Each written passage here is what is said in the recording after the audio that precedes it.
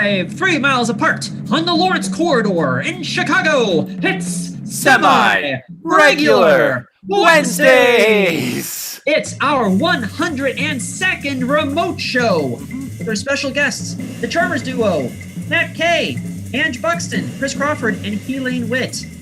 And now, here to present the Farm Report, Flower Shop Bangers. Woohoo! How you doing, Stuart? Good, thank you. Man, I've been, paying attention to kind of how things are going in agriculture.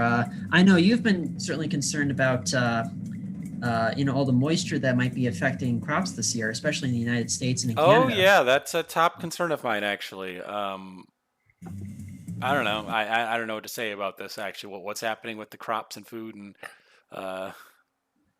Well, I mean, but maybe let's move on to like the other big agricultural news. It's because certain crop protection products like glyphosate have been in tight supply. Mhm. It's some of the most commonly used herbicides that farmers use have been in that were in surplus 2 years ago. Now there's a complete shortage. Okay. That's unfortunate. Well, while I present the some of the upcoming farm quotes, if you could say a few words about some of the businesses that we're supporting, as well as some ongoing fundraisers. Of course, Stuart. If you look down below, there's a little banner. As Stuart said, that is some fundraisers and businesses that we're supporting. So first and foremost, there is okay. All right. Anyway, first and foremost, there is a GoFundMe organized community. Chris Red is trying to raise money for people who happen to be affected by COVID-19. At Black Lives Matter's protests. So if that is something that you feel that is worth donating to, you can look in our description of this live stream and you will find a link to that. Second, there is the Shakers on Clark is the bar that Stuart and I usually did this show at live back when barprov or stand-up or whatever live shows were a thing. So currently they have a virtual tip jar and GoFundMe to help tip their bar staff during this time.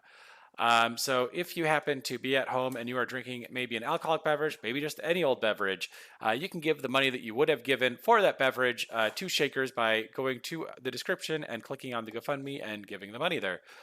Third, there is a really great gym that I go to. It's called Bodi Shak. Bodi Shak is a great Black-owned gym. They offer a lot of great classes, as well as they have a GoFundMe if you want to give directly. I have a link to their website where you can find classes, as well as a link to their GoFundMe, where you can just give directly if that's something you want. Next, there is a really great coffee and tea shop that I go to frequently. I think I went there as frequently as yesterday. It's called First Sip Cafe. They have a lot of great coffee and tea drinks.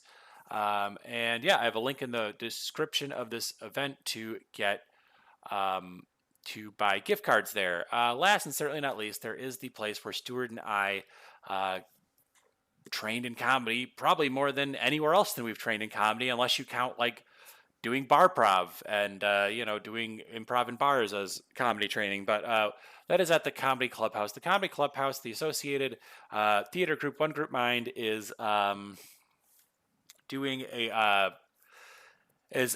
some new theater classes, some new comedy classes. They have 3 tracks in stand-up, improv, and theatricals. You can sign up for 1, 2, or all 3, depending on what you are interested in training in. So yeah, I thought I would promote all those things. Also, if you are at home and you are watching from the comfort of your own home, you can like the feed, or you can comment on, and then we will be sure to give you a shout out. It's also great to let the performers know that someone's watching. Yeah, that's just about all I got. Back to you, Stuart. Oh, and my apologies for the little alert that went while you were talking. To my understanding, pork bellies are holding steady. Okay, good. Well, where are my manners? For those of you who don't know Dan and myself, we are Flower Shop Bangers. We are an improv duo based out of Chicago. We have been performing together for a little over 8 years, and we have been hosting remote shows, sometimes once, sometimes twice a week, basically since the beginning of the pandemic. 13 months, 14 months now. And we sincerely thank you for tuning in this evening. We have a really fun show set up for you. Obviously, closing out the night are the Flower Shop Bangers. Woo! Right before the Bangers, we've got a double shot of Boston in our show tonight. We have comedian Matt Kaye. Woo! And right before Matt Kaye, we have Ange Buxton. Woo! Before Ange, somewhere in Texas, we have Chris Crawford. Woo! Woo! Right before Chris Crawford, out of the Bay Area, we have improv courtesy of the Charmers duo. Woo! And now leading us off is a comedian that we've had twice before. I believe the first time we had her was in our, we did a Hanukkah themed show about 4 months ago. She's a very seasoned pro in the comedy game. Please welcome back to our show, Helaine Witt. Thank you. Thank you. Wow, I thought it was a Hanukkah show. It was a Hanukkah show. Was that you said a quiz or something? Oh. I'll have what he's having. He said, I think the first time I had her was for a quiz show. I said, no, it was the Hanukkah. Oh, I did say show. Hanukkah. And then he said, yes, that's right. Was that a quiz show? Well, I shouldn't make fun of anybody else right now. Not that I'm making fun of Stuart, but I see that I put on Halloween makeup. You know, I have these 15 different shadows here. And next thing you know, it's showtime and I'm wearing like red, like Halloween greasy makeup that was at Rite Aid in the box, the bin that they have there for 75% off. So I'm wearing like Halloween costume makeup. Nobody's laughing. Okay. So they play the theme song from the Johnny Carson, the Tonight Show from Johnny Carson. And I just want to back up and say I'm very proud that I wrote some jokes for Joan Rivers back in the 80s because I'm that old. And I have a video of her because I'm that old, and I have it on CD of her telling two of my jokes on the Johnny Carson late night, the late show with Johnny Carson. So I'm going to say the two jokes as part of my routine because the other jokes I signed an 8-page contract that says you will never utter these words again. She owns them. So I'm thinking she's dead now. Can I say my jokes? Her lawyer is not dead. The joke she told on Johnny, I'm not thinking it's funny that she's dead. It's just a joke. But anyway, back to this. So I'm going to tell you the two jokes that she told of mine. So it was income tax day, which is right around now. And it was 1986, let's say. And she comes out on the stage and she says, it's income tax day. Did you all do your income tax? And a few people answered. She said, what are you going to jail? And then she said, my accountant's dancing around the office singing, let's get fiscal. Now, do you remember that song, all of you? Even though you're young, you might know the song by Olivia Newton-John, Let's Get Fiscal. So my joke was, let's get fiscal, like fiscal year. So she says the joke once. And then she said it again, let's get fiscal. And I guess she felt they weren't laughing enough. She said it 3 times. So even if my joke bombed, she said my joke 3 times. And the other joke was in Los Angeles, statistically, 1 out of every marriage ends in divorce. So I put my money in the infidelity savings bank. So I'm proud that she bought my jokes, and those are my first 2 jokes of the night. So I'm glad that the show is early. Thanks for having me for a 3rd time, because some of these shows in Los Angeles and San Francisco are 3 hours later for me. And I call it the past my bedtime theater. And I leave myself out and people think they're bombing, but I'm laying down asleep here on the couch. And then at the end of the show, when they say, let's hear it for all the comics, I pop up. I wish that was true. I do. One night I was sleeping and this lady goes, who's farting during my set? It was me snoring, I found out. True story. So anyway, I was a New York City school teacher and I taught in the toughest school in New York. I mean, these kids didn't just chew their pencils. They swallowed their erasers. And washed it down with vodka, 2nd grade. Very tough. You know, the valedictorian was missing from the graduation. And that night I went to turn on the TV and there she is on America's Most Wanted, a very tough school. This kid, Stephen Jefferson, was melting crayons on the radiator in 2nd grade. Fast forward, I had him as a guest at Career Day 20 years later because he was the biggest crack cocaine methamphetamine dealer in all of New York. I didn't teach him that. I had this kid, very lethargic boy, but one day he was so excited. He said, teacher, I brought in the word of the day and show and tell. I said, look at you, you're so happy. What? What's the word? He said Glock, Glock. Well, he spelled it right and he didn't shoot me. So not only did I put him in 3rd grade, I got him a scholarship to Harvard where he studied neuroscience and basketball. Very tough school. I mean, the school colors were black and blue and dried blood red. And that was on the teachers. But I'm glad I'm not teaching anymore because nowadays things have changed. Everyone gets the participation trophies. That's when you get an award just for showing up. I mean, that would have come in handy on my honeymoon. In fact, I was married twice, both my honeymoons, because they participated, but very little was accomplished. And there's something else that would change that I'm glad I'm not teaching anymore. And that is the curriculum. I mean, when we were young, in the 1950s, we all had to read the same book. We didn't have Goosebumps and Dr. Seuss. No, we all sat there and read the same book to learn to read. And the book went like this. It was called the Dick and Jane Reader. And it went like this: run, Spot, run, see, Spot, run, see, Jane, run. You're shaking your head. You couldn't remember them. Could you, Chris? You're too young. But you remember the book? You heard of them? I read them for the kids, yeah.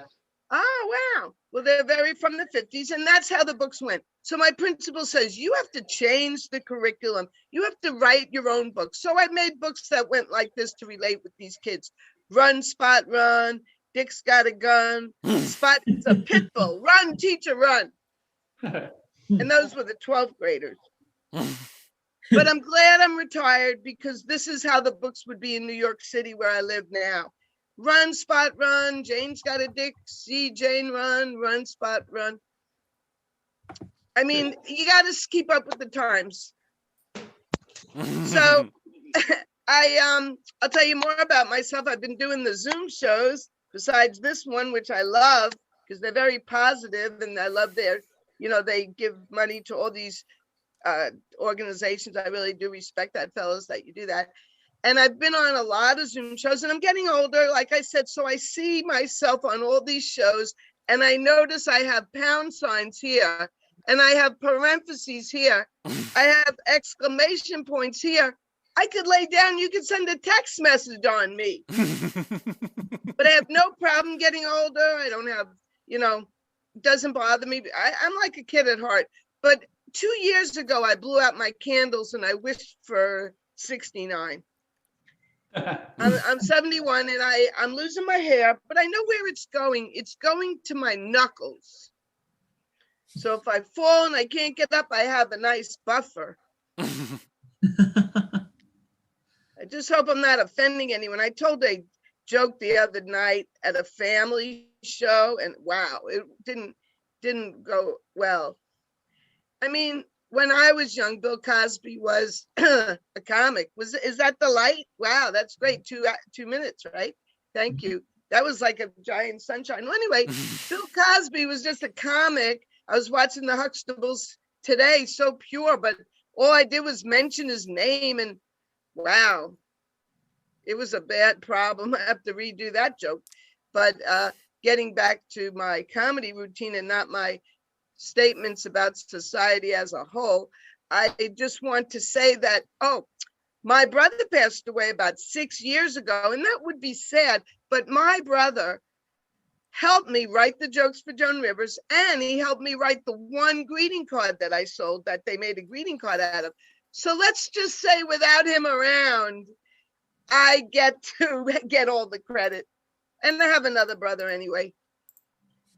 That's like a sick humor, huh? The usual type. I'm usually very sweet. But I just want to say getting older is is fun for me. I mean, I have something called the rainbows on your legs, but I rename them. They're called the varicose veins. I call them the Google roadmap to adventure. One of the roads takes me to the Sterling Forest. I could break that down to the young ladies in the audience who have the Brazilian and all. I've been in this apartment for over a year. I don't have a Brazilian. I don't know what it is. I never needed it, and I certainly don't need it now. And the other road takes me to the Dead Sea. TMI, TMI. Well, I'll end my set there. Thank you for having me, and I'm going to donate again. I hope I donated last time, but I'm going to donate again. Thank you for having me. I'm going to go to this other show, but I'm going to come back, okay? Woo! Helaine Witt, everyone!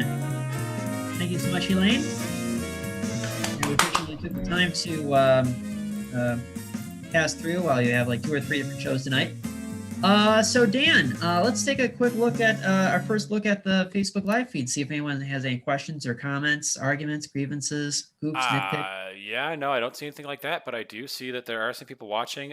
First, there's Mark Romanowski, who's probably watching at home with his wife Jordan. I did notice that Buxton, who's also performing in this show, they did like the feed as well. And I also saw First Sip Cafe did, one of the people that we are trying to promote right now. Yeah, they like the feed. So yeah, it's great to see them all watching. Yeah, and just in general, keep watching. All right. Well, thank you so much, Dan. So when Dan and I moved our show to Shakers on Clark in July 2018, we began a 2-man campaign to save Chicago Barprov. Now, for the unfamiliar, Barprov is a portmanteau for bar improv. It's basically a free comedy show in a bar that features, but is not necessarily exclusive to improv. And Flower Shop Bangers basically came about during, I guess you could say, almost kind of like a golden age of Chicago Barprov in the early mid 2010s. I mean, I would say the vast majority of the shows that we did for the first 4 or 5 years we were together were at the Underground Lounge in Wrigleyville. But, you know, there were shows everywhere from Mullins right up the street, the Crocodile Lounge in Wicker Park, AJ Hudson's, Horseshoe, bunch of other places. I want to say Jerry Sandwiches. I might be wrong. And one by one, maybe just because there were just so many of these shows, some of them started getting canceled. Some of the bars started going out of business. People in general started moving in a different direction. So by the summer of 2018, the very concept of Barprov in Chicago had its back against the wall. And Dan and I wanted to be kind of that tent pole for the very concept of seeing free comedy variety while you're getting shit-faced. So as an incentive for our audience, as well as a means of giving back to our performers, we have set up this improv tip jar. Yes, there is cash and change inside the tip jar, and it is our means of supporting our performers. It's just basically kind of a little way of saying if there are people in the bar that were enjoying the show, they could just throw money in the tip jar. And as it happens, at the moment, there happens to be $32.40 inside the tip jar, which means split 8 ways between our 8 performers tonight. Everyone is going home with $4.05. Woohoo! We did not tell any of our performers this was a paying gig. So if you are enjoying the show and you are enjoying a particular performer or something, you are welcome to Venmo Dan and myself. It is not a competition. Everything will be split 8 ways. Just think, if you donate $8, that's an additional $1 for each of our performers. You can either Venmo me or Venmo Dan, as shown above. And yeah, we have to make sure we point all 4 of our hands here. Without further ado, our next act is an improv duo based out of the Bay Area. I want to say one person is based out of San Francisco, another person is based south of the city. It just so happens that they also happen to run the Inner City Virtual Improv Theater, including the Inner City Improv Festival. It is a pleasure to welcome to our show, Charmers Duo.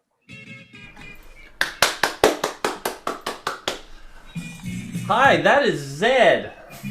And that's Michael. And we are Charmers Duo. So to get started, can we have just a simple word of suggestion? One of the other performers just unmute and give us a word. How's that? Lilac. Taco cat. I heard lilac. Lilac, great. All right. So lilac makes me think of lavender, because that's why we say inspiration and not a word to base our set on. So I took over this apartment from my best friend who decided to buy a farm in Washington State, but whatever. And so I got from them because rent control, yay.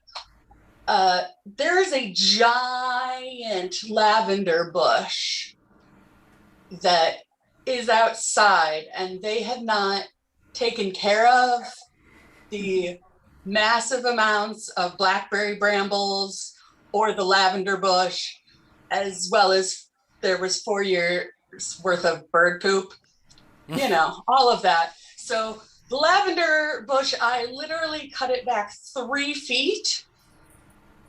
And it's still giant.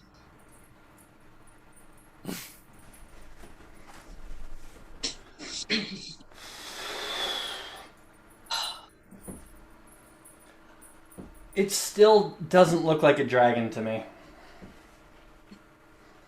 I mean, dragons are Fictional. yes, well, Mythological. yeah. But that means that we don't really know what one looks like. So it's your interpretation of a dragon.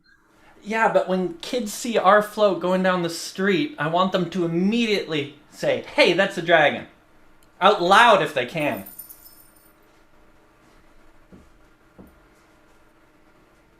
I just don't want them to choke on the candy we're going to throw. I mean, that's my number one thing, is not causing anyone to choke. That is one of my favorite things. Like, when I joined the tourism board, I thought, well, when I was a kid here in St. Francis, I thought, free candy, that's fun. I could be doing that one day. And so now our puppet store decided that we're having a float.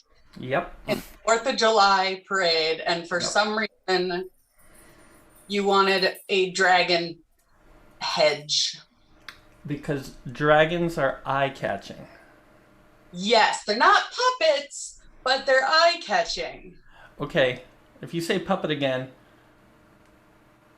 I'm thinking we turn it into an animatronic dragon. Literally, puppets are our livelihood. Right? I don't know how animatronic makes it less edge and more of a... Okay. Not just an animatronic dragon. A giant animatronic hand on the float manipulating the dragon. Okay. Spitting candy. Okay, today's July 2nd. We have 2 days. Next year for that. But it still doesn't look like a dragon. I mean, people who do that learn how to do it, and I'm pretty sure use much smaller and more exact. Whoa. You totally were just trimming with your pinky out. Yeah? No, I just love it. When in doubt, pinky out. I mean... It's more comfortable. What? It's more comfortable. It is. No, I just normally see that when people are drinking and stuff, and not when using hedge clippers. I'm totally a tea drinker, but you knew that. Okay. Here, just okay. Do you mind if I just try to? Okay. Go for it. If you can make it more dragony. Just gonna give him a neck, because that helps. Aren't some dragons like all neck? Like they're like a snake that just happens to have little wings and little legs, but it's just a tube? Basically, but right now it's just kind of a blob. I'm sorry. I know you've been working really hard. It's kind of boxy. I really do hope this gets people into the puppet store. When I grew up, didn't have internet, didn't have cable. My brothers and I just puppets. Ugh. So much imagination. They didn't even have legs most of the time, but that was okay. And I mean, honestly, you don't even have to be able to put your hand in it. You can work just fine with that is not good. Do not point towards myself. Take your time. Yeah. You can just use a stuffed animal. But we had a puppet theater growing up as well. Like a community? Like a community puppet theater, or you mean at home for your parents? At home. Like at home, we had one, and it said our last name on it, and it was like passed down the family as each person had kids a certain age. That is so cute. I am a first generation puppeteer. Okay, that's better? Yeah. Can you tell? There is a neck. There's a neck, there's ears. I just wanted to make it more defined. Do dragons have ears? Yes. There's a lot of different types of dragons. Okay. A lot. That's the thing about being a fantasy creature, is that there's a lot of different types. And there's a lot of different, options in creating that here. All right. So it's July 2nd, and maybe I should have thought about this before. Is this cultural appropriation? A dragon? A dragon. Is there like a North American dragon legend? Because if there is, I think it's okay. Wait, no. If there was like a Native American dragon legend, then that would be cultural appropriation. No, the mythology of dragons are part of every culture. It's not just European, it's not just Asian, it's not just African. Like they're part of every culture. Okay. At some point there are dragons. And I think this dragon right now is just kind of a amalgamation of all of them. And maybe that's our problem. Not at all cultural appropriation. Okay, I feel better because I love dragons. And we do have dragon puppets. And last year at the zoo, for some reason, they had a dragon and dinosaur exhibit. Neither of which were there and alive. Yeah, that's so weird. We're not exactly... But it was really cool. And they had giant, dragons made of Legos that you could get your picture taken with. Oh, Lego. So cool. Also, I was the only person there who didn't have a kid. It's okay. You're technically somebody's child.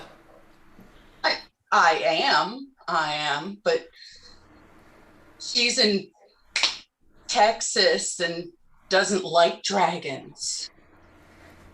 You are allowed to like Lego and dragons at any age. And you don't need my permission. I'm just reminding you. No, I'm just saying, who the hell doesn't like dragons?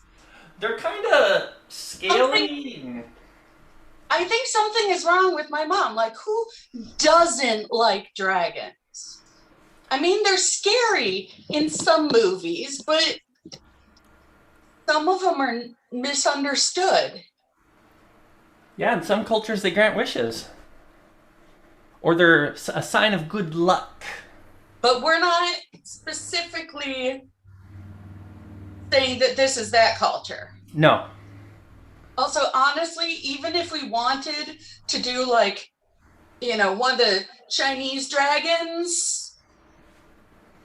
I don't think either of us have the skill to make it like recognizable. Yeah, when I see those non-flower versions in parades, they are elaborate. They are. And the ones that have like 12 people holding it up. Right? Yes. Dancing through the street. I always kind of wanted to do that. Like just be one of the people that was, like inside the dragon, just going around. Well, of course you have. What is that but a giant puppet? Oh, yes. Holding it up. Right? 12-person puppet. Yes.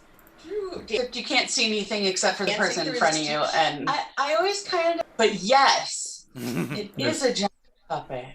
Oh.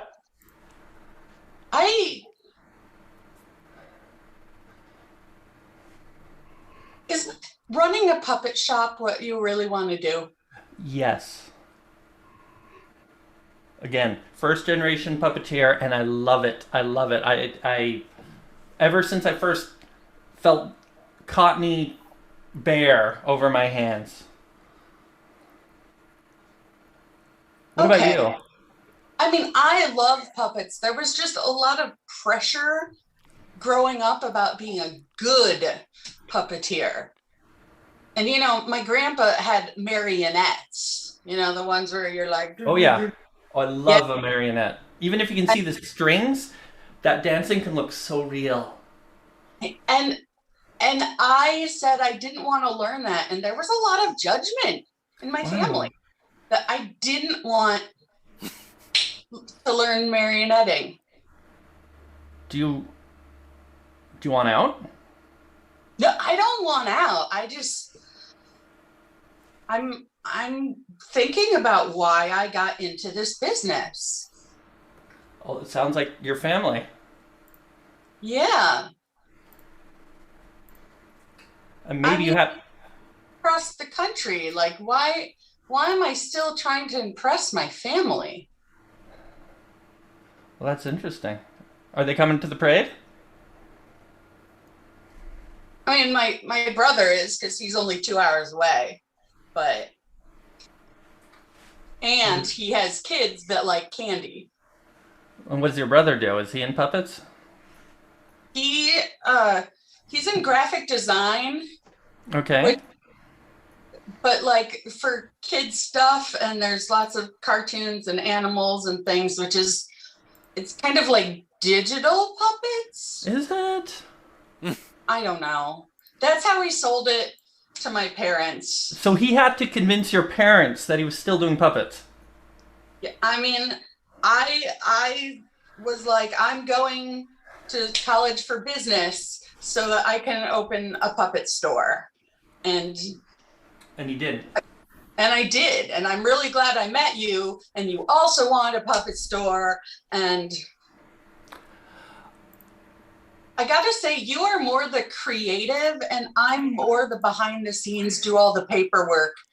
And I'm okay with that. Sophia? Yeah. I think after 4th of July, you're taking no less than 2 weeks off. I can handle the shop. I really appreciate that. You need, and no puppet stuff. Don't bring the books home. Put your puppets in your closet. No puppet stuff for 2 weeks. You need to find out what you want. You're a really good friend. Thank you. Like, seriously, you are caring about my kind of like existential crisis that's happening right now. Oh, okay.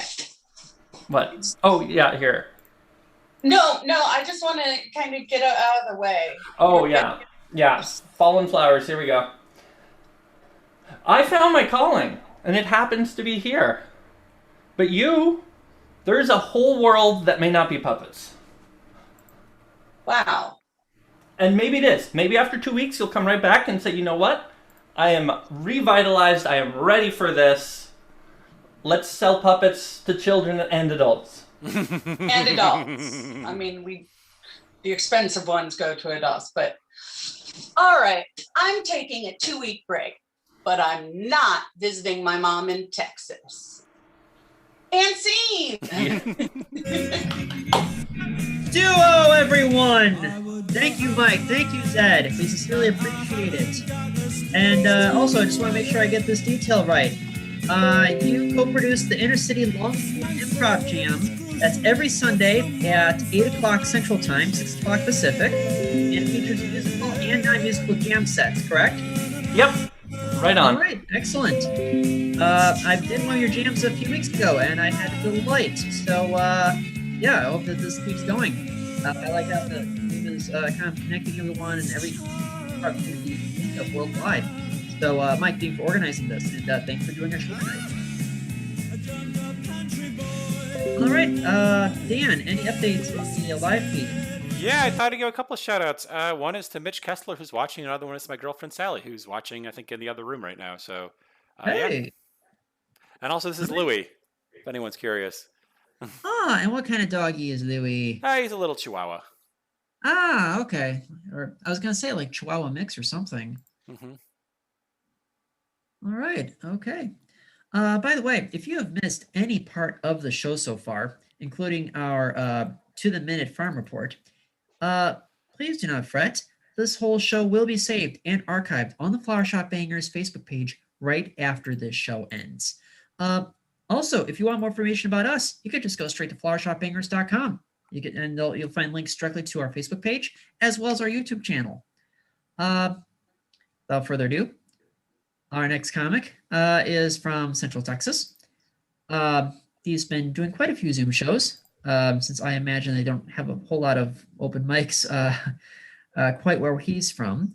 Please welcome to our show, Chris Crawford. Oh, how's it going, Zoom land? All right, like I said, I am Chris Crawford. I am. I feel like that introduction really doesn't draw interest. So let me reintroduce myself. What you have in front of you is a man with 2 HBO specials, 1 Showtime special, and 2 Comedy Central highlights. All recorded on my DVR at home, and I can't wait to get there to watch them. Now, you don't know who the hell I am. I'll tell you, though, just like a vegan will tell you who they are.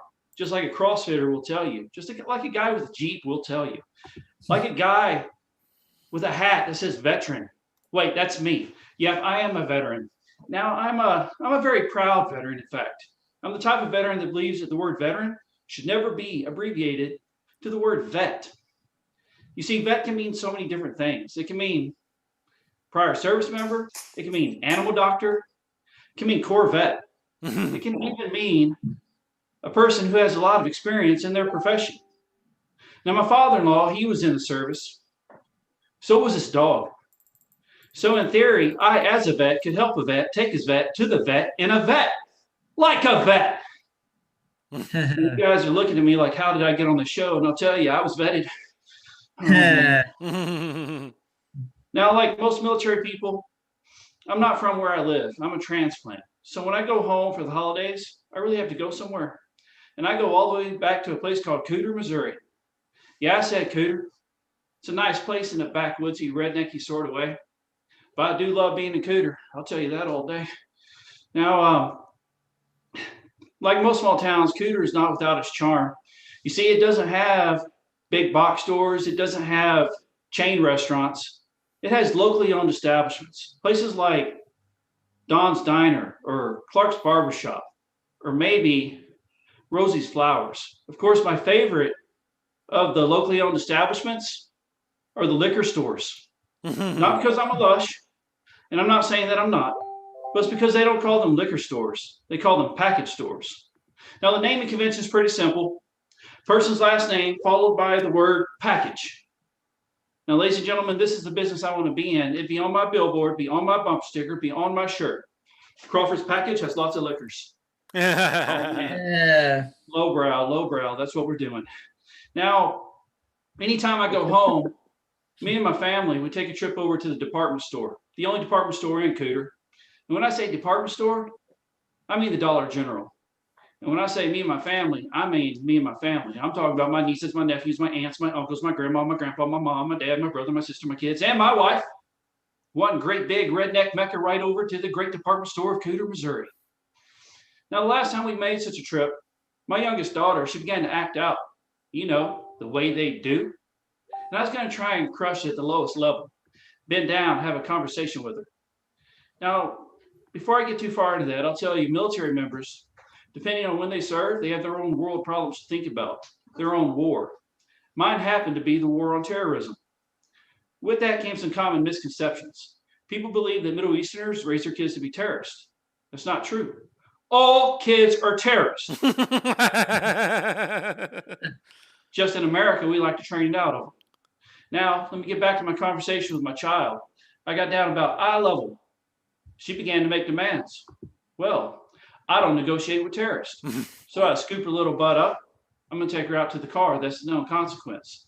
Now, she begins to fight me a little bit because she doesn't want this. So like any good dad would, I threw her up over my shoulder and I quickened my pace. Then she begins to really fight, give me hell, arms this way, legs that way. And I'm okay with this. But then my daughter, she did the unthinkable.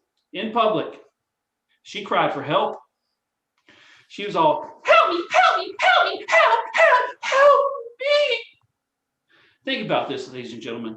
I'm a middle-aged man in your small community. You don't know me. I'm damn near running for the door with a child draped over my shoulder, kicking and flailing, fighting for its life, talking about, help me.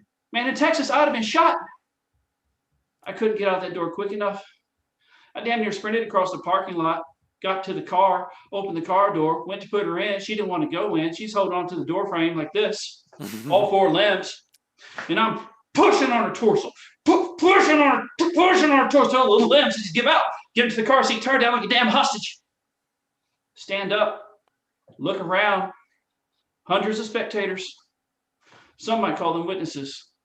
But you know, not a single one of them challenged me. You know why? Because they know all kids are terrorists, not negotiated with. Oh man, the parents out there, they tend to nod, smile and stuff, and that's kind of why I say the things I do, but you know it's not true. We do negotiate with our kids. In fact, we give them their own rules to play by. For instance, if a child was to throw out its arms, run into a room and go, pop, pop, pop, pop, pop, pop, pop, look up and declare, I'm a helicopter. You know what you tell that kid? Yeah, you are. You can be anything you want to be. But Lord forbid, I, as a grown-ass man, should throw out my arms and run into a room and go, pop, pop, pop, pop, pop, pop, pop. Look up and declare, I'm a helicopter. People say mean things like, get away from me. Or we should see other people. Truth on this mic, it's always there, I tell you. But the real truth is, we'll do almost anything for our kids. Here's an example. My youngest daughter, the terrorist I was just talking about, recently turned 6 years old. And when in Texas, you do as Texans do. You buy a freaking piñata. So I did. From the only decent place in town to get one, the supermercado. Now, having grown up in the Midwest, I thought these things would be shaped like donkeys or pigs or stars and be festive colored. You know, like they are in the cartoons. It's not how it is, though. Nah, I walked in and hanging from the rafters, they had Ninja Turtles, Transformers, Power Rangers, Powerpuff Girls, and even Disney princesses. Turns out they create these things based off characters our children have grown to love. Clearly, they're not on the same page as our European brothers. You see, they also have paper mache characters. They call them effigies. And they paint them and they steadily burn them. You see, they create characters they hate. Armed with this knowledge, I cruised to the register, knowing I was not buying a piñata. Nah, I was buying an effigy. You see, I was buying Elsa. Oh, I hate Elsa. I love my daughter, though, so I bought the damn thing, took it home, raised it up. She hit it with everything she had. She reared back and went, ah! It didn't break. So I gave her another shot. Ah! You can smile, smirk, giggle, or even laugh because you know that's the sound that a 6-year-old little girl makes when they hit a piñata. Not my son, though. No, 15 years old. He brought the heat. He brought the hate. He was all boom, boom, boom, boom, boom. And I guess I was getting into it because I was all, hit her again, son, hit her again, son, hit. And I could feel all the parents' eyes shift towards me. I realized I was conveying a horrible message. So I started backpedaling as quickly as I could. I was all, let it go, son, let it go, son, let it go, son, let it go. Oh man. No, I think that last bit made me come off a little bit like a psychopath. I think I'm okay with that because I want to share something else with you. This week I had an incident, a road rage incident. And I know that you guys can't respond to me, but I know that you know in your heart that we all get road rage. But I recently learned something about myself. I'm pretty tolerant of other drivers. What gets under my skin, what gives me road rage, are the other people in my own car. They make me say things like, don't make me come back there, or I will turn this car around. Of course, my go-to at the moment is, I'll wreck this car right now and end it all. They don't let me drive the church van anymore. All right, I'm Chris Crawford. Thank you so much for your time. Back to your host. Chris Crawford, everyone. So, Chris, where specifically are you in Texas? What's the name of the town? I'm from San Angelo. San Angelo, okay. And I think you mentioned that it's something like 4-hour drive from El Paso, 6 hours from Dallas. Yeah, it's if the closest one that anybody's heard of is like, I guess I'm about an hour and a half from Abilene. Oh, okay. All right. I have a semblance of an idea where Abilene is. Okay. All right, college town. All right. Yeah. I was gonna say, well, I'm glad you found us, and we hope you're doing well in Nowhere, Texas. Yeah, absolutely. Thank you so much for having me. It was cool. Oh, you're most welcome. Yep. So Dan, any updates on the live feed? Live feed has stayed pretty consistent, but thank you to everyone who's watching. And if you're watching and you're enjoying the show, I would recommend that you either like the Flower Shop Bangers on Facebook or you subscribe to us on YouTube. Both are great ways to keep up to date with our shows. Certainly, and we have some really fun shows coming up. We're gonna be doing an all Mother's Day show in 2 weeks. We just call it The Mother, with our special guest, New Yorker cartoonist Emily Flake. We're gonna be doing another all music show the following Sunday. That I believe that'll be May 12th, and then May 19th we're doing an all Minnesota show with our special guest Mary Jo Peel from Mystery Science Theater 3000. So please make sure to check out those shows. We do this every Wednesday at 7 Central, 8 Eastern. Also, hey, we still have that tip jar. Everyone is still going home with at least $4.05. I'll catch Matt up whenever his start starts. Nevertheless, our next act is presently based in Northampton, Massachusetts, and they host Dang Zoom Comedy every Tuesday at 7 Eastern, 6 Central. Please welcome to our show, Ange Buxton. Good, everybody. What's up? What's up? Everybody clap, clap. What's up, all of our watchers? I'm glad that, hey, if you're watching this at home, can y'all hear me all right? Let me start with that. Worst thing ever, you do 10 minutes, find out no one heard it. You know what I mean? Like, it's the fucking worst shit. If you're watching this at home, you can't see it, but there's this dude in here, Michael's picture. He has one of those pictures for his Zoom account where the eyes just straight up follow you no matter where you go. You know what I'm talking about? The people that have like the Zoom shot when they turn their camera off and their eyes are just like fucking seeing through your soul. Like, I'm about to start confessing my sins to Michael right now. What's up, everybody? My name is Ange. A lot of people ask me what it's short for, and then it's short for androgynous. I hope that's helpful. Just kidding. They're like, yo, what's it really short for? Okay, I give you my full name. It's androgynous little bitch ass Marie Buxton. I was fucking named after my father. So there it is. I actually had somebody ask me one time, what does androgynous mean? I was like, you don't have a fucking iPhone? Like, you can't look it up? You had to come ask me? Yeah. So I thought of an anecdote to describe what androgynous. Y'all know what an anecdote is. Just got to make sure before we keep going. It's a short story for my dumbasses out there. No, close the tab. It's a short story. Close the tab. All right, here's an anecdote for androgynous. I was a lifeguard for 6 summers, and every day for 6 summers, I was asked if I was a boy or a girl. while I was wearing a woman's one-piece bathing suit. That is the definition of androgynous. Oh my god, I like to tell that. I love swimming. Honestly, a lot of people like, yeah. So a lot of people ask me, they're like, I'm confused about your gender, and I'm just like, fucking same. I don't know either. There's one thing we can agree on. It's confusing. I like to tell people, it's like, you are what you eat. You know what I mean? My gender is like hardly anything. All right. Let's not do that one again. Non-binary. Do we know what that means? Non-binary. Yeah, it means I'm like a very old computer. That's fucking just kidding. But I will mac on your chick. Okay, all right. Just kidding. Non-binary means my dick is Microsoft. Okay, 3 queer computer jokes in a row. Beep boop bop, motherfuckers. I had to make sure I could cuss before this because otherwise I have to flip a different switch in my brain. I was a public school teacher for 7 years. And my mom used to get really concerned that I was going to get fired from teaching for some of the shit I say doing stand-up. And I'm like, Mom, you're a teacher. Don't you want to get fired? Plus, like, I taught in public schools, like, you cannot get fired. Like, you straight up cannot get fired. Like, I could shit in my pants, like, walk around in it all day. And someone would just come up to me and be like, hey, Ange, could you pick up this extra lunch duty shift? And I could literally go, and they would just be like, vice principal now. Like, fucking, you cannot get fired. I don't miss teaching. I quit teaching because it sucks. I quit it because it sucks and I wanted to die.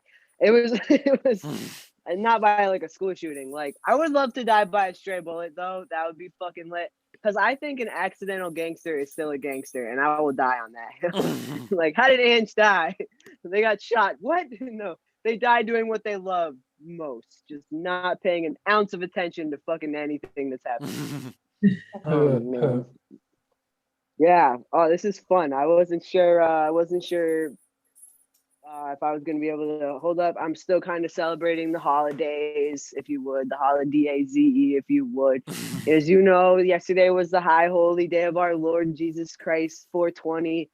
And you know what I'm saying? I don't know why I even try and smoke weed. I'm literally, when it comes to weed, I'm like Chumbawamba. You know what I'm saying? When it comes to weed, I'm fucking Meredith Brooks. You know when it comes to weed, I'm like Aha. You know, I'm like the Baja Man. You know what I'm saying? When it comes to weed, I'm fucking Hadaway, bro. When it comes to weed, I'm a flock of seagulls. I'm a one-hit wonder, y'all. I'm a one-hit wonder. I take one hit and I forget how to breathe. Like, I don't know. I do not know.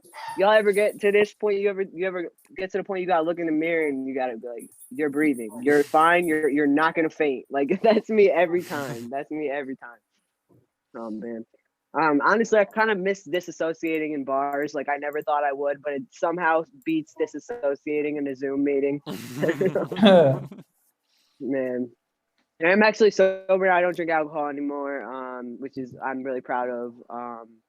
It's you know, I do drink non-alcoholic beer, which is like the same thing as telling people you drive a Prius and sounding kind of douchey about it. I fucking drive a Prius. I also drive a Prius. Yeah, I stopped drinking. I had to stop drinking because, like, emotionally, I'm like underage. You know what I mean? Get carded at the door. You're like, you're a sad clown. You gotta leave. I did stop drinking. Yeah, when I stopped drinking, I realized I didn't know how to eat food. I was also like doing so much Adderall that my food was beer. So like I had to learn how to eat again. And one of the things I found out I really love is hot dogs. Like, I don't know what I used to have against them. Fucking love hot dogs. They're so good. Yeah, I feel like I used to be like freaked out by them. Like, you know, I don't know what's in them, you know. But I like never once said that shit about cocaine. Not once. And I'm pretty sure you can't get Hep C from a hot dog, but I don't know that for sure. Who even knows? What's even in a hot dog? I was in Chicago. I know Stuart's in Chicago. I'm really grateful to be on the show, by the way. Thank you so much for having me. Last time I was in Chicago, I got mugged. And by mugged, I mean I was sold a $200 bag of baking soda. Okay. Never getting that money back. A lot of people want to know if I'm a lesbian. I hate that word. To me, when I hear the word lesbian, I just picture a lizard wearing lipstick and a wig. And I'm like, no, I do not identify as a lizard wearing lipstick and a wig, okay? That's the other thing. People think they're complimenting me. They say, you have big dick energy. Big dick. Excuse me. Whoa. Big dick. And if I really had big dick energy, you would know that shit can wilt with age. Like, I have big dyke energy. I can just buy a new one. You know what I'm saying? It's like, okay, no, people don't triggered. That's enough. We don't like that one. We don't like that. They're like, we can't buy a new one, Ange. Come on, most of us in here can't buy a new one. Come on, we can't just. What color? What size? What shape? We can't do that. You have skills. I know. You don't have big dick energy. If only you knew how small it was. I did start taking tea, so my voice is a little bit lower now. So as soon as I did that, I was able to actually gaslight my boss into giving me a promotion. It was amazing. It's crazy how fast it worked. Yeah, I love it. We got queer folks. What's up, queer folks? How are we doing? Queer folks. We like to say folks with an X on the end of the word folks, because like everybody in the community is our ex. You know what I'm saying? You know what I'm saying? Yeah, I see you. All right. Yeah, a lot of like, all right. So this is what people be like, you know, I've been asked this, like, do you get a lot of pussy? And it's like, yes, but like most of it's mine. You know what I'm saying? Like, oh man. Like, I feel the same way about having a pussy as I would about having a pool. Like, I love swimming on my own. You know what I'm saying? Like, that's a lot of work, bro. That's a lot of work. That shit gets expensive too, let me tell you. Like, it's a lot of work. You gotta balance the pH and shit. You know what I'm saying? Like, fucking fuck that, man. Oh my god, it's a lot of work. Plus, like you don't know who's your friend and who's just trying to like swim in your pool. You know what I mean? Like, oh my god. But like, that's the worst part is people try and come by. They just try and like fucking throw their kids in it. You're like, whoa. Everybody knows kids can ruin a pool. Thank you. Moms hate that joke, by the way. My sister's mom, she texted me after the show one time. Ange, my pool is fine. I was like, whoa. I don't want to know. Oh man. I did grow up playing football. I love football. I'm a huge football fan. It's one of those things where it's like the one thing that can make me cry is like a good documentary about an athlete's come up. Like, it just like, it really hits me right in the heartstrings. And I did play football growing up. I was the only girl in like the league and the only girl.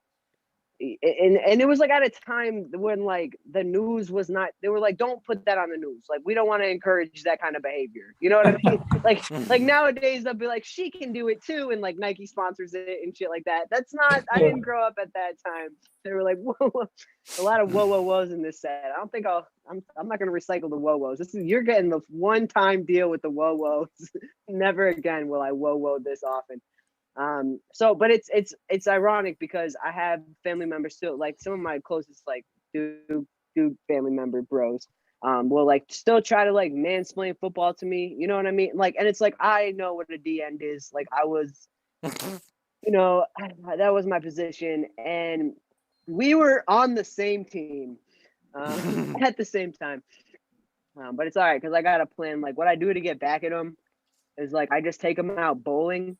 And I just explain bowling to them all night. Like, just go to shake and bowl and just explain. If you don't know explaining, it's like it's mansplaining that just goes on for hours.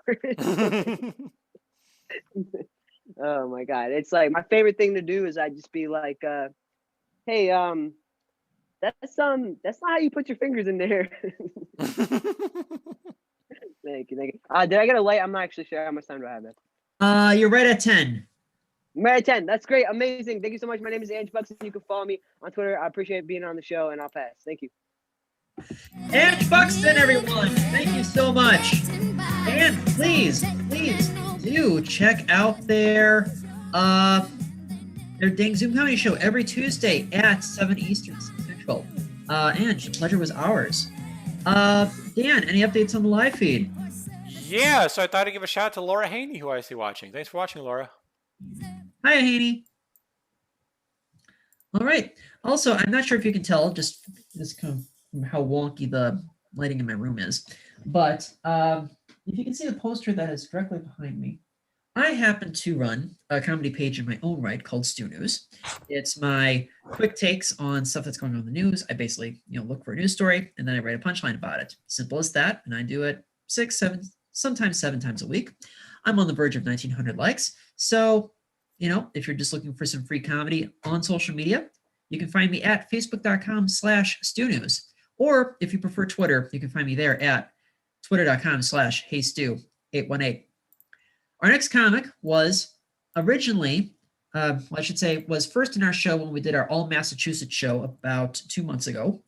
It is a pleasure to welcome back Mr. Matt Kaye.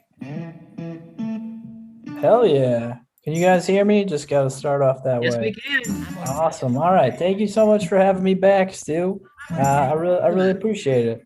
This is really fun. I guess I'll get started now.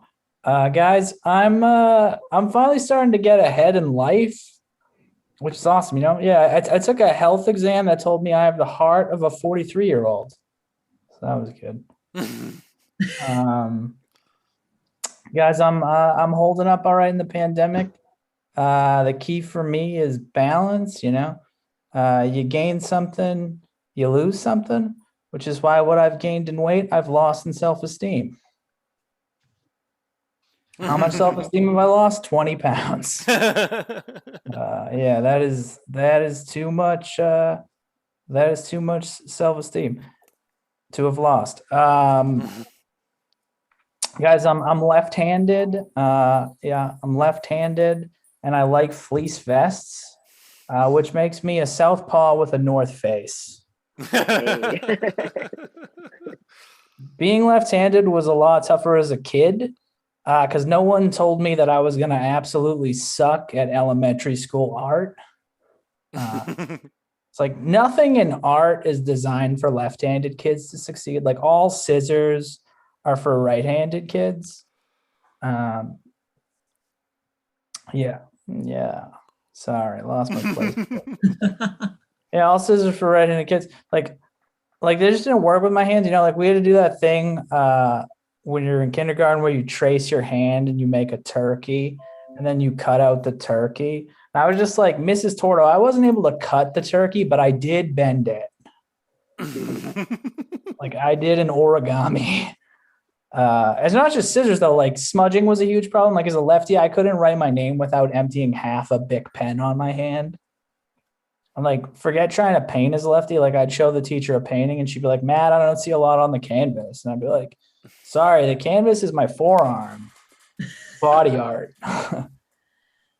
It's crazy. Like I wasn't more prepared for being left-handed because my mom is left-handed and she's a good mom. Like we're a lot alike. We're both left-handed.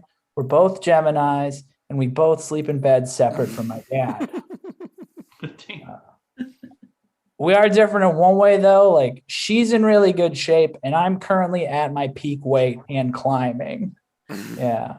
I scaled my own personal Everest, and when I got to the top, I realized it wasn't snow, it was frosting. And then I set up base camp. People told me I wasn't fat enough to do fat jokes, and I was just like, challenge accepted. My mom is actually a personal trainer, which is good since I need one of those. And she recently opened up to me, and she told me that she made me left-handed, which is insane. Like when I was a baby, she would take stuff out of my right hand and put it into my left hand. And I asked her why she did it. And she was like, I wanted you to be more like me. Why would that be the trait she wanted to pass on? Like I could have been fit and right-handed. Instead, I'm fat and I shake hands wrong. Like I could have had high self-esteem. Instead, I got high cholesterol. Like, is that what people do when they have kids? They just get excited to pass on crappy traits. Michael Jordan's like, son, you don't get my basketball skill. You get my Hitler mustache. Yeah. Guys, I have a scar on my chest that I got from an ingrown hair. And an ingrown hair is just a hair that grows out and then it loops back around and grows in. Like most people get scars from like an accident or a fight. I got mine from a hair that had unfinished business. Like that's a very me way to have gotten a scar. Like I'm the type of guy who would get an STD from a toilet seat, you know? Like other people are out there doing hard drugs and having unprotected sex. Me, I'm like, yeah, I took a dump at a Chili's. So I do have a scar on my chest. It's called a keloid. And it's weird that I have a keloid because they're genetic and they're most common in Black people and women. And apparently obese Jews that drink too much soda, I guess. I don't know. Another thing is that keloids are technically tumors. Yeah, they're not cancerous, but they are deadly to your self-esteem. Like, a good thing I already hate my body. I've been getting my keloid treated. They actually inject the scar directly with steroids, and so it will shrink and go away. Like most people take steroids to get shredded. I do it to get shriveled. They inject it directly and it shrinks. Like I always heard shrunken testicles were a side effect of steroids. Like did Barry Bonds' trainer inject him right in the sack? I've been getting these steroid injections for a few years. And the only positive aspect of it is I can seem kind of masculine by telling people I take steroids and leaving out the fact that during the injections, I often faint.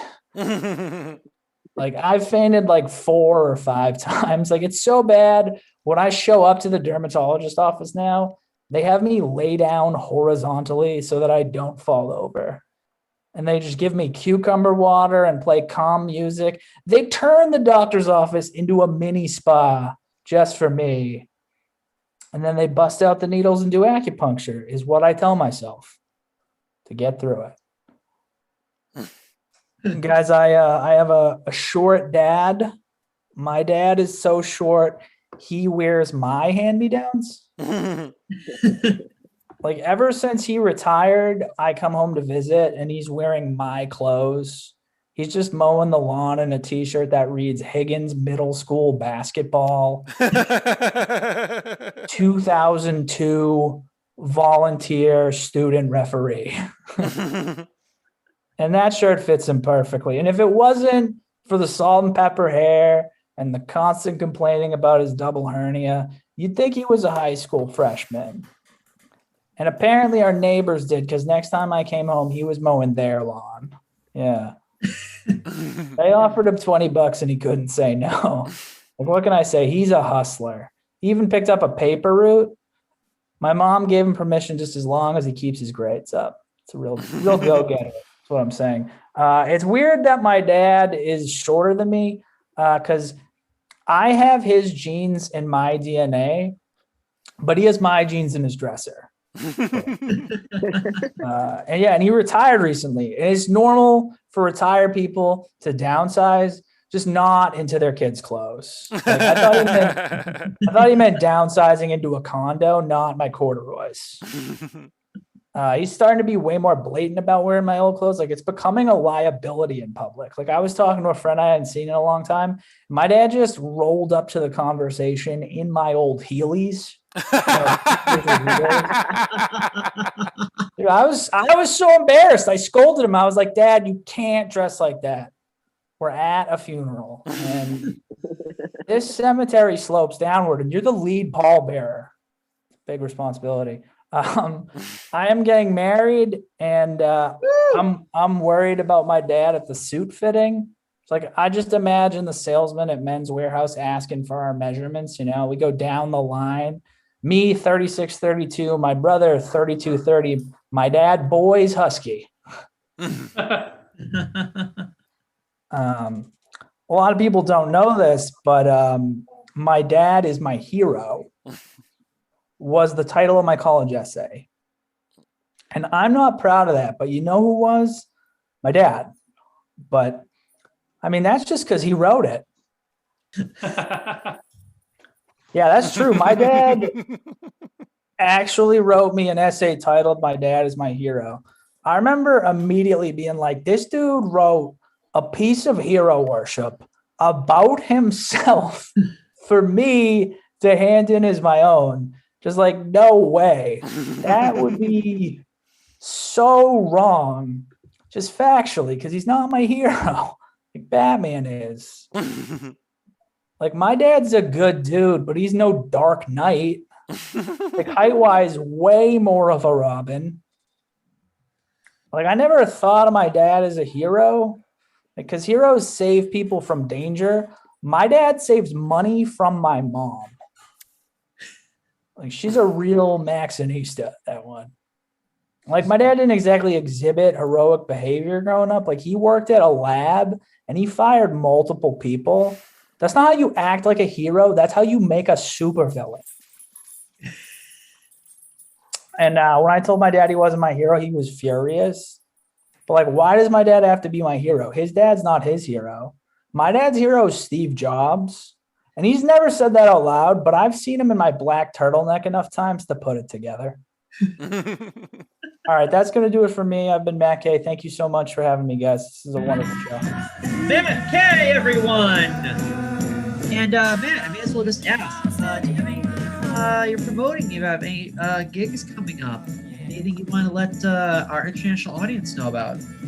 Follow me on the socials at the Matt Kaye on Instagram, Twitter, Grindr, everything. Hit me up. I'm all over it.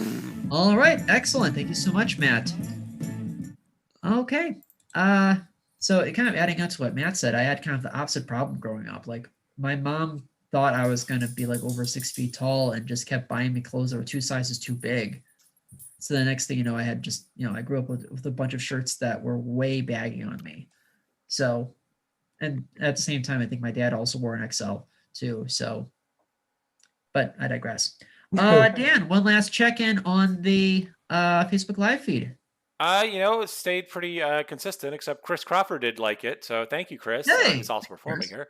I'd say just thank you to everyone who's watched so far. We've had a great show, and let's keep it going for our final act. Right. Our final act.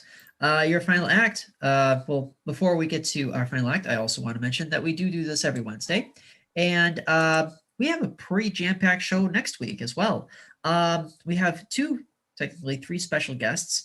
One are New York improv legends from Justin and Kelly. They'll be doing a 15-minute set with us. Plus, rescheduled from our 100th remote show, we're going to have a Playboy centerfold turned advice columnist, Candace Jordan, on the show. She'll be talking about her new column. She'll be talking about her decades as an actress and as a model and her various travels. It should be a fun interview. Plus, we'll have Megan Kelleher, Elle Vegas, and Linda Marcus Smith. I'd say that's a stacked show, Dan. I would agree. All right. Without further ado, your final act of the evening are the co-hosts and co-producers of Semi-Regular Wednesdays, who, until 13 or 14 months ago, were hosting the show at Shakers on Clark, 3100 block of North Clark in Chicago. They have been performing together for a little over 8 years and performed in improv festivals in cities as far away and as far-flung as Omaha, Nebraska, St. Louis, Missouri, Green Bay, Wisconsin, Grand Rapids, Michigan, and Baltimore, Maryland. Presently based in Chicago, please welcome Flower Shop Bangers.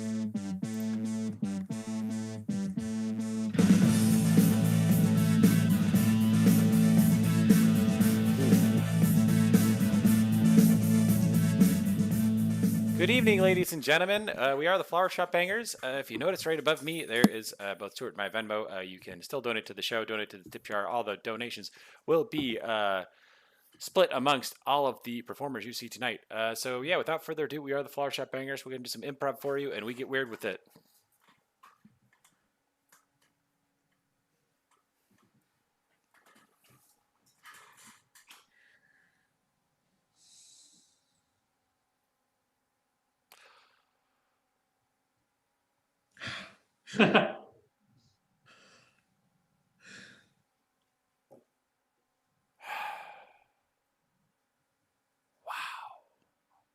mean, oh my God. Oh my God. Oh my God. I Oh, can't believe it.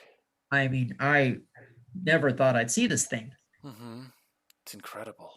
Yeah, I mean, The I Grand legitimately fucking thought this was a Canyon. myth. What? You thought the Grand Canyon was a myth? I mean, I just thought maybe it was just overrated. You know, people were kind Uh-huh. of exaggerating how big this damn canyon is. Oh, yeah, yeah. It's a big But canyon. oh, it's huge. It's I mean, grand oh, for a reason, Chuck. yeah, it's absolutely grand. It definitely lives up to its name. Mm-hmm. I mean, no picture really does this place justice. Mm-hmm. It's true. It's true. I've seen so many pictures next to it, and yet somehow you get here, you see it, you see everything, you see the world, Yep. and it's like, wow, Yeah. this is it. This is Man. You know, it was you who said we should take time off of work to come see this, and I didn't believe you. well, I'm glad we made the day trip out of Phoenix. Yeah. Mm-hmm.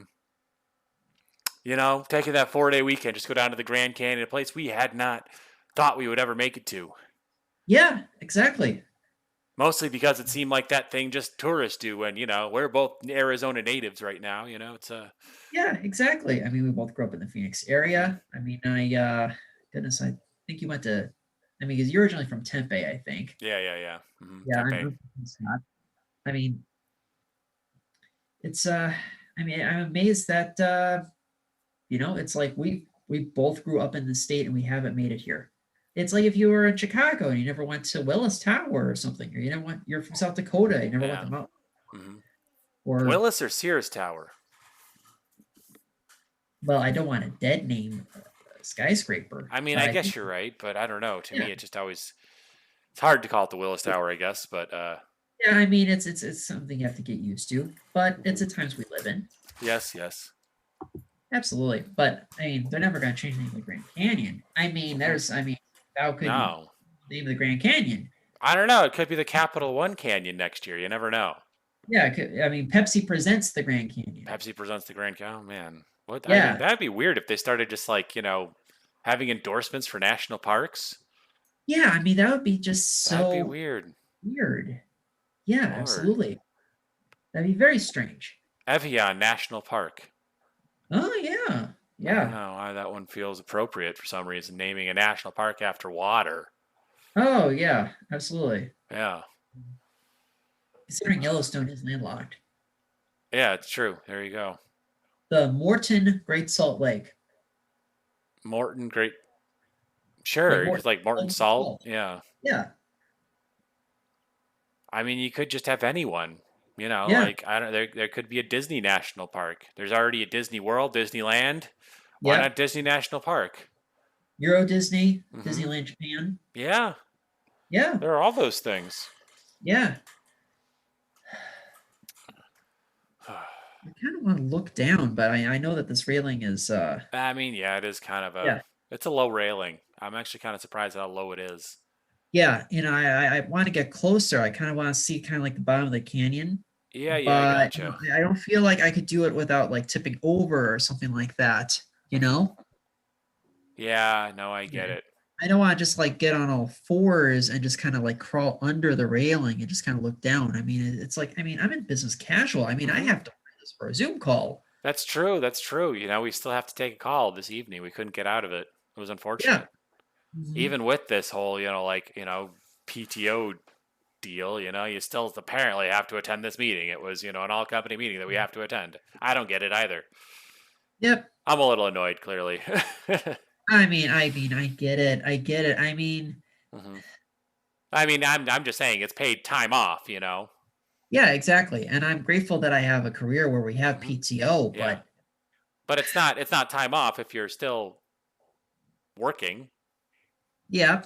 And I suppose there's maybe a way that we could Zoom from our car. I've tried taking this up with HR, and quite honestly, it's just kind of, I guess we're at that level where you just kind of always have to be on call.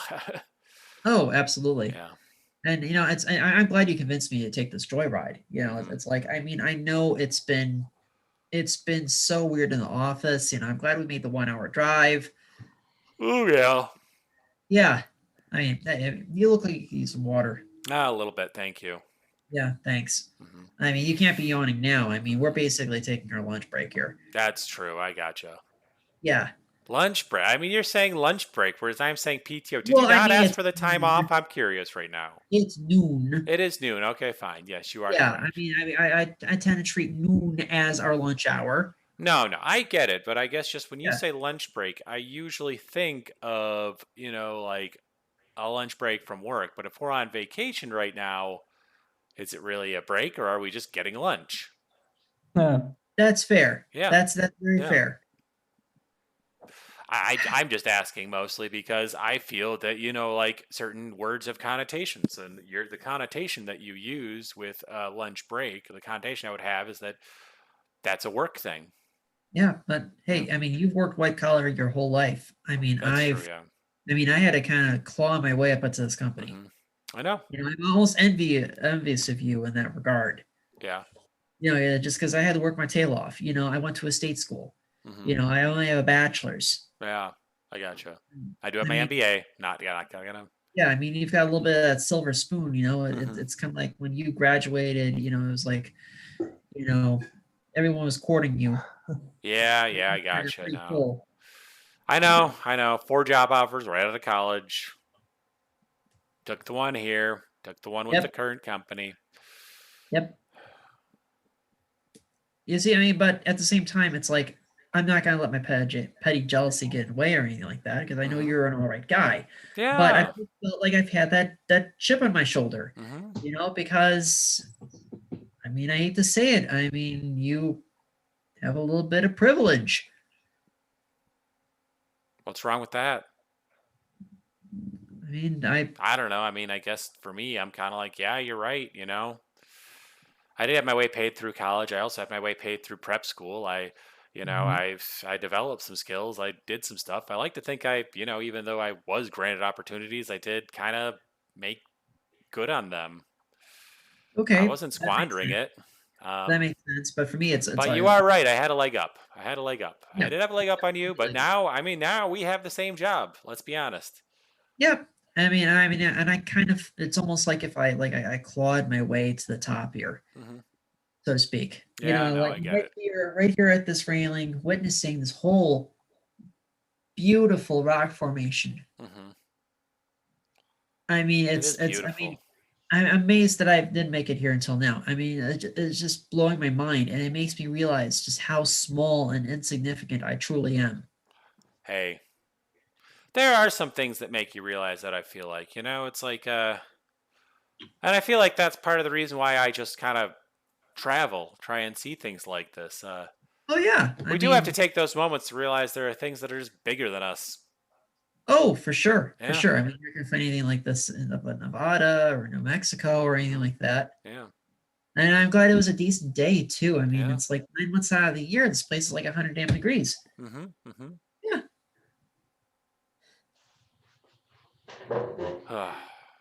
So, I mean, when we get to work tomorrow, Mhm. think we're just be back at the grind, or will we be back at the grind and we've seen the Grand Canyon? We're gonna be back at the grind, but we're gonna have some new inspiration. Mm-hmm. Oh. I mean, I'm just looking straight at the canyon here. Yeah. I mean, I'm kind of using this as an opportunity to motivate myself. Sure. It's a site like this humbles you. Mm-hmm. It makes you realize that you're really just one man.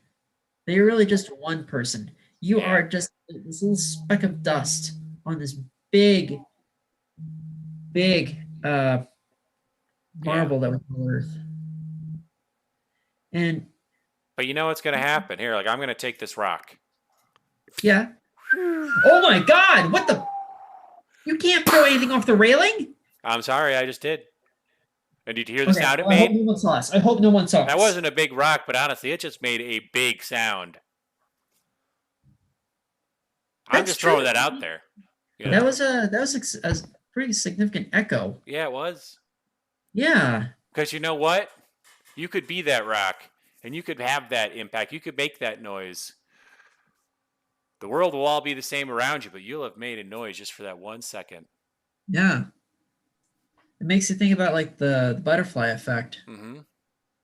You know, it just like one small gesture could alter everything going on in the world. Yeah. You know, just a flap of a butterfly's wings, you know, could, you know, lead you down a complete career path, a completely different life path. You're correct. Yeah. We should probably get out of here. The marshal's coming over. The park ranger's coming over. He saw me throw that rock. That's let's just kind of like get back to the car. Let's kind of screwed over. Yeah, I don't know. I think he saw me. It's probably not a good idea. That could be a felony. I don't know. Not a felony, but probably a large fine. It could be like a misdemeanor vandalism. It could be. It could be. There could be a lot of options here, and quite honestly, I don't know. Maybe this is a national park. It is a national park. I'm well aware. We're in the car. We're in the car. Yeah, we're in the car. All right, gotcha. Yeah. Okay. I mean, like a park ranger can't ask you to pull over, can he? Probably not. Yeah. I don't know, because but if he pulled us over and I said I was trying to prove a point to my friend. Yeah. Do you think that's a good excuse? I mean, I suppose. Yeah, that's probably not a good excuse. It's probably not a good excuse at all, but I like to think that would be a good excuse. Yeah, no, it's just a matter of getting back on the interstate because there's so much zigzagging to get here. Gotcha. You know what? You know, I think this is what's gonna motivate me. What's gonna motivate you? I think I'm gonna accept that management position up in Reno. Oh yeah? Nice. Yeah. Yep. I mean, I figured, why am I staying in Arizona? I feel like I've just witnessed the Grand Canyon. It's the very first time. I mean, I've realized, you know, just it's I don't know. I think this is a indication that it's a harbinger, it's an omen, it's some sort of portent. That's it's a sign. It's a sign that I need to get out of Arizona. Out of Arizona. I need to let myself grow. I didn't think you'd say out of Arizona. I think this would inspire you that much, you know. But you know, they need a manager at the Reno branch. I mean, that's not a bad. Yeah. Not a bad one. There's a lot of opportunity for growth. You could basically build the team the way you want to. Yeah, exactly. Gosh. Even though it's a team I'm not familiar with, I'm inheriting someone else's team. I mean, truth be told, I've had my eye on the Scottsdale job. Go get the Scottsdale job. Yeah. I mean, I wasn't thinking of leaving Arizona, but you've got the silver spoon. Yeah. I mean, you've got the sparkling resume. Go for it. Hey, let's go for it. Yeah. Oh crap! That park ranger is behind us. Oh my God, he's actually coming for us. Damn it! Ah, jeez. That's our show. That's our show. Our sincere thanks to Helaine Witt and to Farmers Duo, Matt Kaye, Andy Buxton, and to Chris Crawford. We do this every Wednesday at 7 Central. In the meantime, please do not leave the house unless you absolutely have to. Please wash your hands. Please wear a mask. Get vaccinated if the opportunity presents itself. Please stay minimum 6 feet from places when you are out. Believe women. Black Lives Matter. Stop Asian hate. Thank you so much and have a good night.